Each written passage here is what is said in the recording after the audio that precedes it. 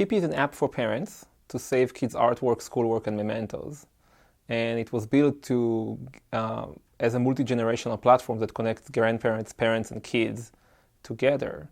What we found out was that when you share stuff on social media, you basically do it for yourself as a parent as you become a like junkie. But the interaction from the close family is usually not being received, if at all, by the kids. So we defined a new way for the family to comment in video and for the kids to describe the moment with video annotation. We create a profile for the kids. So if you think about it, it's like the first profile for every human being, because the kid doesn't have a profile on Facebook or on Twitter or on Instagram or on LinkedIn. The second part is if you want to think about it, we are like Evernote for memories.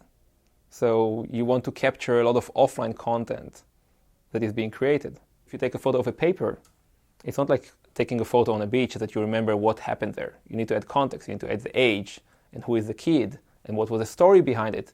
In a very similar way to what our moms did for us when they took the paper, they turned it back, they wrote something, they wrote the age. All this type of information is something that if you just save it on the camera roll, it just disappears. I've been in Getty for about a year and a half. I was working there almost 2 years, actually. And as an entrepreneur, you're always in this position where you see a problem and you want to solve it, right? And when we moved to New York, sometimes when you move, you actually see stuff that you don't see when you live where you are. So, for example, in Israel, probably I wouldn't start the Keepy, because in Hebrew we're not using the same word of artwork for kids drawing and for the stuff in the museum.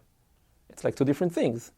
So there is nothing comparable. So it's okay to leave it in the garbage, or it's okay to put it somewhere, right? But when I moved to New York, I found out that everyone is using the artwork. So the kid is going to the MoMA and say like, oh, I saw amazing artwork, and he's coming back from home from school and he brought artwork. So that's actually so that's one thing that you don't see.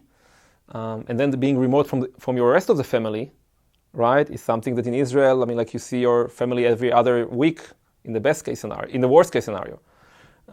And suddenly you are in New York and you are not alone. Everyone is remote from their family. The best advice is to fail fast, right? So usually people are afraid to tell their stories or to tell their ideas to other people because they're afraid that they will actually do that idea. And what I say to people usually is just go ahead and talk it with as many people as you can, because for sure at least 5 or 10 other people around the world are working on your idea right now, and no one is actually going to stop what they're doing right now and start do your idea.